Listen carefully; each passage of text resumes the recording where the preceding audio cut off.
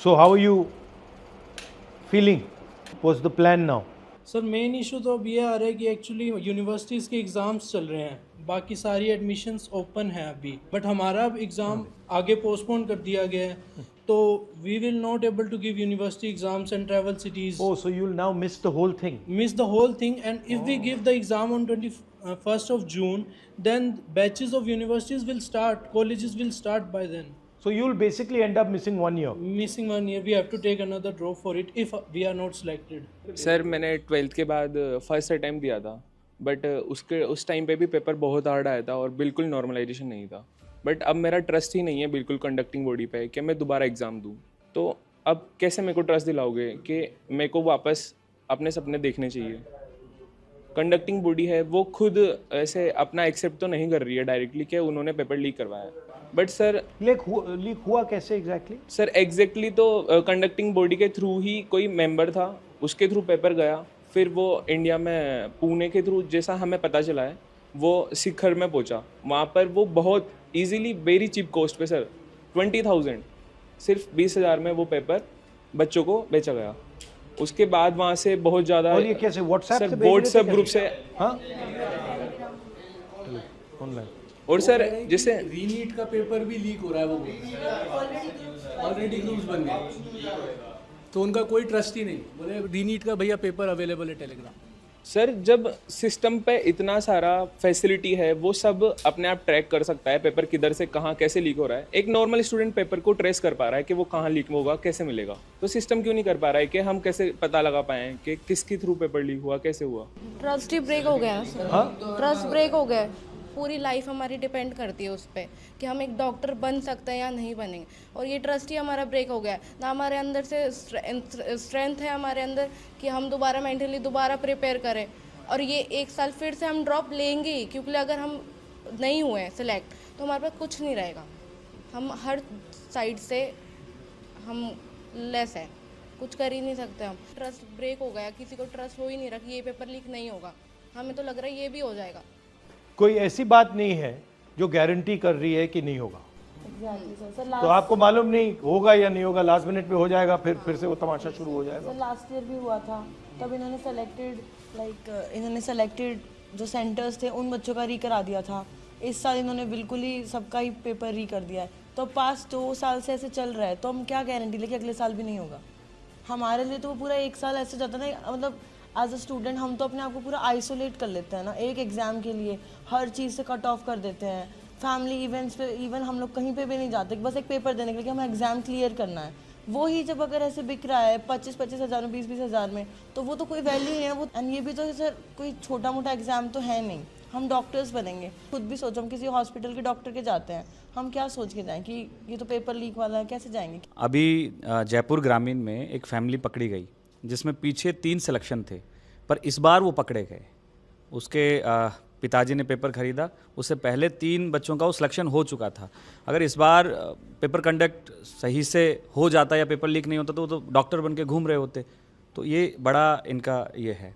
तो और कोटा में तो सर हर दूसरे दिन सुसाइड हैं, और ऐसी स्थिति बन गई कि कोटा वाले जो कोचिंग सेंटर हैं वो दबा देते हैं बात को, थाने से लेके और सब कुछ। फिर उनके कैरेक्टर को जज किया जाता है कि बच्चे ने नशे की वजह से जो है सुसाइड किया है, या फिर कोई उनका लव अफेयर की वजह से सुसाइड किया है। जो एक्चुअल बात होती है वो आती नहीं है, और ये सीकर में भी होने लगा है और कोटा में भी होने लगा है। लगभग यही नाम दिया जा रहा है। इतना ज़्यादा पॉलिटिकल प्रेशर है सरकार का वहाँ पे कि अगर थोड़ा सा भी मीडिया में आ गया तो बस पहुँच जाते हैं, डरा रहे हैं। हाँ, बट दबाने से रिजॉल्व नहीं होगा ना। आप दबाते जाओ, रिजॉल्व नहीं होगा, आपको रिजॉल्व करना है। सर जैसे टोटल मार्क्स 720 होते हैं, बट ये सारे एस्पिरेंट बैठे हैं, इनको पूछो कि अगर किसी की मैक्सिमम सारा सिलेबस आता है ना तो 500 प्लस वो चला जाता है।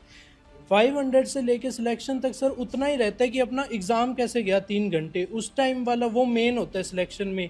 कि अगर आपको सारा सिलेबस चाहे आता है, वो अगर 3 घंटे में अगर कुछ भी आपका ख़राब हो गया, टाइम वेस्ट हो गया या ध्यान नहीं लगा, तो वो ज़ीरो हो जाता है। तो रीनीट देना मतलब सर एग्ज़ाम वापस नहीं है, तो पूरा सिलेक्शन प्रोसेस ही वापस हो गया। And so mainly we are coming from a middle class family, and if we are talking about girls, तो उसमें इतनी फ्रीडम नहीं मिलती है हम लड़कियों को, लाइक कि इतने साल तक तुम बार बार रिपीट ड्रॉप करते रहो, वापस पढ़ते रहो, और उसके बाद अगर पेरेंट्स हमें पढ़ने भी देते हैं तो like we need money for institutes and all, जिसमें बहुत हाई लेवल के उन्होंने दे रखे हैं। जितने भी इंस्टीट्यूट्स हैं उनकी फ़ीस इतनी ज़्यादा हाई है, लाइक इन लैक्स, तो वो लोग हर कोई कैसे अफोर्ड करेगा। और सेकंड थिंग कि हमें ये चीज़ मिल भी जाती है तो सेफ्टी नहीं होती, और उसके बाद अब हम वहाँ जाकर 3 घंटे पहले एग्ज़ाम के पहले खड़े हो जाते हैं, और उसके बाद 3 घंटे तक हमारी चेकिंग होती है, हमारा सब होता है, 2 घंटे बायोमेट्रिक में लेते हैं वो लोग, उसके बाद भी हमारी चेकिंग कर रहे हो, एक बार सिस्टम की तो कर लो। आप डॉक्टर क्यों बनना चाहते हैं? मेरी ग्रैंड मदर हार्ट अटैक से डेथ हो गई उनकी लास्ट ईयर, तो मेरा ड्रीम ये है कि मैं अगर डॉक्टर बनती हूँ तो जहाँ जो लोग हॉस्पिटल्स प्रोवाइड नहीं कर पा रहे हैं, जहाँ डॉक्टर्स नहीं हैं, मैं वहाँ जाकर उनकी हेल्प कर सकूँ। तो मेरा ड्रीम ये है बस, like not for just for money but for like faith and like उनको ये तो हो दैट कि हाँ कोई प्रेजेंट बचा है, सकता है। कोई बचा सकता है, कोई प्रेजेंट है उस जगह पर। Cardiologist because purely because of your grandmother. या बिकॉज ऑफ हर। बट आपने बड़ी अच्छी बात बोली कि आप ये पैसे के लिए नहीं करना चाहती हो, आप फेथ के लिए करना चाहते हो। तो आप यहाँ आए हो because your faith in NEET is broken, but in आपके प्रोफेशन में तो faith is the main thing, कि जो आपको जिसका आप इलाज कर रहे हो उसको लगे कि आप उसकी जान बचाने की कोशिश कर रहे हो, ऑनेस्टली जान बचाने की कोशिश कर रहे हो। बट वो तो पूरा मतलब बिजनेस सा बन गया है। और आपका भी जो चल रहा है, फ्रैंकली आपने मुझे बोला कि tuition fees, this is not, tuition fees is not your responsibility. It is our parents' responsibility. No, but actually the education system should not require you to have tuition. Actually the system should be strong enough that you don't require tuition at home, all this stuff. But that system has completely become essentially a business. So the whole पूरा idea है कि भाई it's पैसा just निकालो. like a business. So it's no, government can't do it. It is government has decided that it wants to hand this over to somebody else. This, in my view, it is the government's responsibility to educate people. It is the government's responsibility to give people health care. That's my view. That is not the current government's view. And sir अगर private colleges में लेते हैं तो like it's like everyone can not afford, right. 2.5 CR है 5 साल की वहाँ की फीस, तो इतना तो कौन अफोर्ड कर सकता है? Only the rich people can afford that. Private coaching में सर एक फिक्स्ड प्राइस रहना चाहिए, मतलब वो स्टडीज़ का। जैसे अभी सर एलन वगैरह में बहुत सारे में 140 फीस है, किसी की 130 है, तो मतलब एक फिक्स नहीं है, और ये सबके लिए कोई अफोर्ड कर नहीं सकता। बहुत सी बार बहुत सौ को लोन लेना पड़ता है पढ़ाने के लिए, वो सबसे बड़ा इशू है। There are certain people who are controlling the medical colleges. There are certain people who are controlling the exam system. These guys are friends with each other. There's huge money being. This is a method to suck money out of you people. This is not a system to educate you about medicine. This is a system to suck money out of you people. You people, your parents are in the middle class. It is the way to take their money away from them and give you a dream that yes, you will become a doctor. That's the system. The problem is with the system, and the reason is because of what you're saying, that it has become only about money. It is not about caring for people. It is not about compassion. It is not for treating people. Like for example, she's got a very beautiful sentiment. She's saying, and many of you are feeling this, that I don't want to do this just for money. I want to do it because my grandmother died. I don't want other people to suffer. But this sentiment is completely being crushed. There's a fundamental problem with our medical system. There's a fundamental problem with our medical exam system. And it's not going to be fixed by small maneuvers. It's going to be fixed. It's got to be fixed once and for all properly.